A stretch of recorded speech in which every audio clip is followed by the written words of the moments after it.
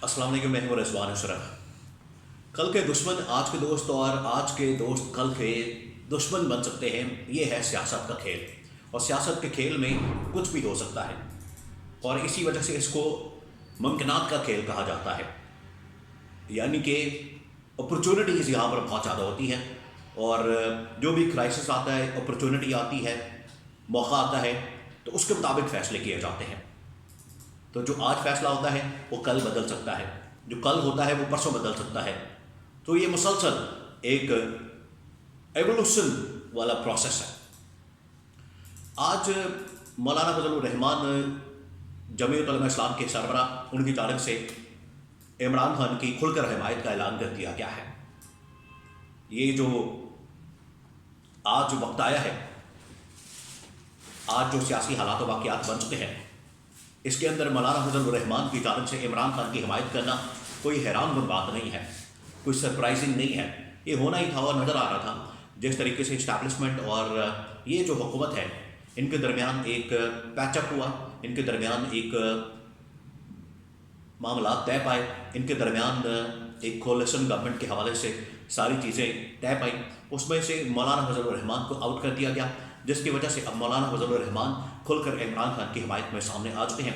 इमरान खान की ना सिर्फ मौलाना फजलुर रहमान ने हिमायत की है, बल्कि इमरान खान की रिहाई और इमरान खान को जलसे जुलूसों का, और सबसे बढ़कर मौलाना फजलुर रहमान की जानिब से मिलियन मार्च का, यानी कि 9 मई 2024 को, अब ये जो अगले महीने आने वाला है 9 मई जो कि पहली बरसी है, या 1 साल मुकम्मल होगा पिछले साल जो 9 मई का वाक़या हुआ था।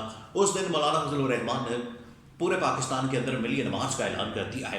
अब ये बहुत अहमियत के हामिल मौलाना फजलुर रहमान की जानिब से बयानात और बातें की गई हैं, और इस बात की इंफॉर्मेशन जो है वो इमरान खान तक भी पहुंचा दी गई है। इमरान खान का इसके ऊपर क्या रद्द-ए-अमल आया है, और मौलाना फजलुर रहमान ने ये जो बातें की हैं इसका क्या इम्पैक्ट होगा, और ये जो हुकूमत है इसने आखिरकार किस किस्म का रद्द-ए-अमल दिया है, या इनकी जानिब से क्या रिएक्शन सामने आया है, इस बारे में अहम तरीन तफसीलात, अहम तरीन इंफॉर्मेशन मैं आपके साथ शेयर करता हूँ कि मौलाना फजलुर रहमान क्यों आखिरकार इमरान खान की हिमायत में सामने आए, इमरान खान का रद्द-ए-अमल क्या है, और सबसे बढ़कर हुकूमत और इस्टेब्लिशमेंट की जानिब से अब इसके ऊपर क्या रद्द-ए-अमल दिया गया है। कुछ अंदर की इंफॉर्मेशन मेरे पास मौजूद है, मैंने अपने सोर्सेज से, ज़राए से हासिल की है, वो आपके साथ मैं एक एक करके शेयर करता हूँ। देखिए, कल कौमी असम्बली का इजलास हुआ, और उस कौमी असम्बली के इजलास के दौरान बहुत सारे लोगों ने वहाँ पर खिताब किए, बहुत सारे लोगों ने वहाँ पर तकरीरें की, बहुत सारे लोगों ने वहाँ पर स्पीचेस की। उसमें से जो सबसे माइंड केस और सबसे बड़ी तहरीर थी वो थी मौलाना फजलुर रहमान की। मौलाना फजलुर रहमान ने जब से अपना हलफ लिया MNA का, कौमी असम्बली के मेंबर का, उसके बाद शायद ये पहली मरतबा कौमी असम्बली के अंदर आए हैं। और आपको पता है हुकूमत को बने हुए तकरीबन कोई 2 महीने हो चुके हैं, और तीसरा महीना ये चल रहा है कि पार्लियामेंट को वजूद में आए हुए, क्योंकि 8 फरवरी 2024 को इंतखाबात हुए। उसके 4-5 दिन बाद बाकायदा तौर पर कौमी असम्बली वजूद में आ गई, तमाम मेंबरान कौमी असम्बली ने हालत वगैरह उठा लिए। उसके बाद फिर गवर्नमेंट का हुकूमत साजी का प्रोसेस शुरू हुआ, जिसको मुकम्मल होते हुए थे तकरीबन कोई 20-25 दिन लग गए, और मार्च के शुरू में जाके ये फिर हुकूमत गवर्नमेंट जो है वो वजूद में आती है, और अब ये 2 महीने मुकम्मल हो चुके हैं। तो 2 महीने बाद मौलाना फजलुर रहमान ने जब कौमी असम्बली के अंदर एंट्री मारी है, तो बड़ी शानदार, बड़ी ज़बरदस्त और बड़ी ही तबाहकुन किस्म की एंट्री मार के इस हुकूमत के पराचे उड़ाती है। अब मौलाना फजलुर रहमान की जानिब से जो बातें की गई हैं वो बड़ी समझने से ताल्लुक़ रखती हैं और बड़ी मानी खेज है, जिसकी वजह से हुकूमत और इस्टेब्लिशमेंट ने सर जोड़ लिए हैं, क्योंकि उनकी परेशानी में इजाफा हो चुका है। सबसे पहले तो मौलाना फजलुर रहमान ने कहा कि इमरान खान जो बातें कर रहे हैं, इमरान खान की जानिब से जो बातें की जा रही हैं वो बिल्कुल ठीक है। आज मौलाना फजलुर रहमान की जानिब से भी यही कहा गया कि इस्टेब्लिशमेंट की ये गवर्नमेंट बनाएगी। पहले मैं मौलाना फजलुर रहमान की जो चंद बातें हैं, अहम तरीन बातें, वो मैं आपको बता दूँ, वो आपके मैं नॉलेज में लाता हूँ, ताकि आपको समझ आ सके कि मौलाना फजलुर रहमान इस वक्त किस किस्म की कैफियत में है, या किस फ्रेम ऑफ माइंड में है, या वो क्या चाहते हैं। फिर मौलाना फजलुर रहमान ने जिस तरह से इमरान खान की हिमायत की, उसके बाद गवर्नमेंट और इस्टेब्लिशमेंट के दरमियान इस वक्त किस किस्म की इनके अंदर हलचल पैदा हो चुकी है। मौलाना फजलुर रहमान ने कहा कि ये जो हुकूमत आई है یہ اسٹیبلشمنٹ کی ایما پر آئی ہے. نہ صرف یہ حکومت بلکہ یہ قومی اسمبلی بھی اسٹیبلشمنٹ کی ایما پر بنی ہے. اسٹیبلشمنٹ نے اس کو بنایا ہے. اور صرف یہ اسمبلی نہیں بلکہ جو پنجاب جو پنجاب سندھ اور بلوچستان کی اسمبلی ہے, یہاں پر بہت بڑے پیمانے پر اسمبلیوں کی خرید و فروخت کی گئی ہے اور اربوں نے خربوں روپے ان اسمبلیوں کے لیے لگائے گئے ہیں. اسمبلیوں کو خریدا گیا ہے, اسمبلیوں کو بیچا گیا ہے. یہ مولانا فضل الرحمان کی جانب سے پہلے دن سے بات کی جا رہی ہے اور اس قسم کے الزامات ان کی جانب سے اسٹیبلشمنٹ کے اوپر لگائے جا رہے ہیں.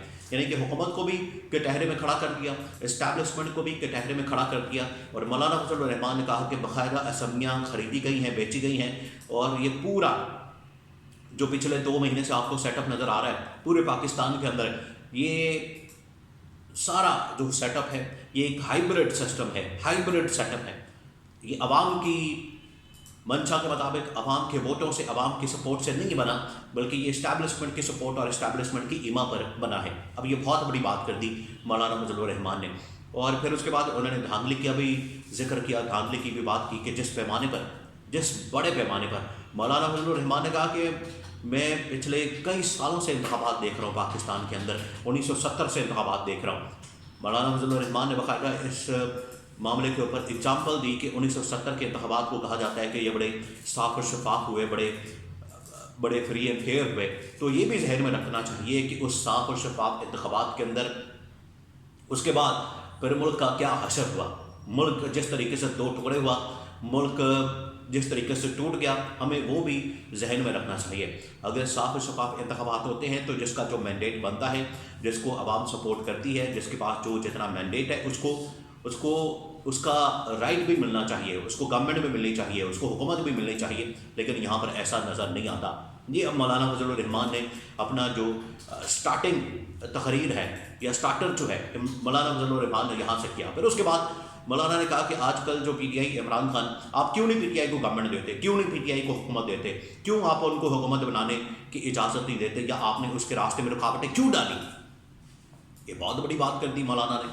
انہوں نے کہا کہ مولانا کو پوری اجازت ہونی چاہیے, پورا رائٹ ہونا چاہیے, پورا حق ہونا چاہیے کہ وہ اپنی حکومت بنائیں, اپنی حکومت فارم کریں, کیونکہ ان کا یہ حق ہے اور ان کے پاس یہ مینڈیٹ ہے. آج مولانا نے نہ صرف عمران خان کی حکومت کو تسلیم کیا, مطلب ان کے پاس حکومت بنانے کا حق موجود ہے, بلکہ انہوں نے یہ بھی کہا کہ عمران خان کے ساتھ دھاندلی ہوئی ہے, عمران خان کا مینڈیٹ چوری کیا گیا ہے, ڈاکہ مارا گیا ہے, اور ڈاکہ مارنے کے بعد یہ حکومت بنائی گئی ہے, پھر اسمبلیوں کی خرید و فروخت کی گئی ہے. تو آج تو مولانا نے چھپڑ پھاڑ کے جو حکومت کے اوپر حملہ کر دیا.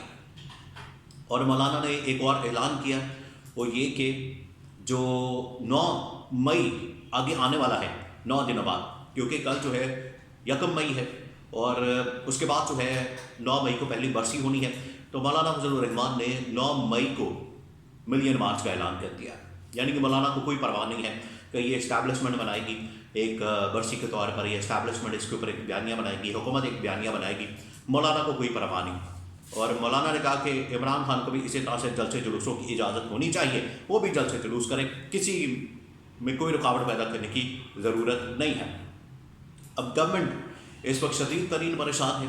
اس کی وجہ یہ ہے کہ گورنمنٹ کو اندازہ نہیں, حکومت کو اندازہ ہی نہیں کہ مولانا فضل الرحمان ان کے گلے پڑ چکا ہے. انہوں نے جو وعدے وغیرہ کیے تھے مولانا کے ساتھ, وہ سارے وعدے انہوں نے پورے نہیں کیے مولانا کے ساتھ, جس کی وجہ سے مولانا سڑکوں پر آنے کا اعلان کر چکے ہیں, مولانا احتجاج کا اعلان کر چکے ہیں, مولانا کی جانب سے باقاعدہ طور پر ملین مارچ کا اعلان کر دیا گیا.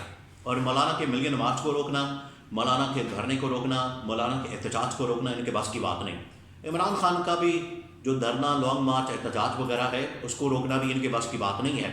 یہ حکومت اتنی کمزور ہے, حکومت اتنی کمزور پیروں پر کھڑی ہے, حکومت اتنی کمزور ہے کہ ان کے لیے پاسبل نہیں کہ کسی قسم کا احتجاج یہ روک سکے. یہ تو کسانوں کو بیچاروں کو ڈنڈے مارتے ہیں, ان کی گرفتاریاں کرتے ہیں. کسان بیچاری اپنی ساری گندم کی تباہی اور بربادی, جو کہ ان کی وجہ سے آج کسان بیچارہ سڑکوں پر ہے, اس کی فصل تباہ ہو رہی ہے, اس کی گندم تباہ ہو رہی ہے, اس کو اتنا نقصان اٹھانا پڑا ہے. لیکن یہاں پر یہ لوگ بیٹھے دیاڑیاں لگانے میں مصروف ہے. اور پی ٹی آئی کے ایک بہت اہم ترین سینیٹر اون عباس بپی, انہوں نے اس چیز کا انکشاف کیا ہے کہ جو پچھلے دور حکومت میں, اور اس بات کی انکوائری کے حوالے سے جو بات کی ہے وہ سٹنگ منسٹر احسن اقبال نے بھی کی ہے, کہ یہ جو پچھلی گورنمنٹ تھی, نگران حکومت, انہوں نے جو گل کھلائے ہیں, اور نگران حکومت کے وزیر اعلیٰ اس وقت मोहसिन नकवी वज़ीर दाखिला हैं, तो उनसे फिर पूछे काबीना के अंदर, एहसन इकबाल को पूछना चाहिए कि पिछले दौरे हुकूमत में, निगरान हुकूमत में पंजाब के अंदर जो दिहाड़ी लगाई गई है, इसकी इम्पोर्ट पे,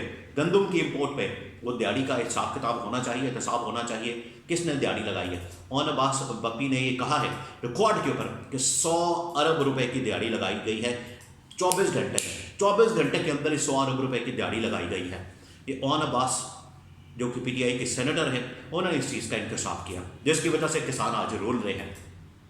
इस किस्म के डाके मारे जा रहे हैं, इस किस्म की चोरियां की जा रही हैं और आवाम के ऊपर इस किस्म का बोझ डाला जाता है, आवाम के ऊपर सारा ये मलबा डाला जाता है और दिहाड़ियाँ ये खुद लगाते हैं, लूट मार ये खुद करते हैं। और ये निगरान हुकूमत के दौरे हुकूमत में जो पंजाब की थी, जिसको लीड कर रहे थे मोहसिन नकवी और एहसन इकबाल, कहते हैं कि इसकी इंक्वायरी होनी चाहिए।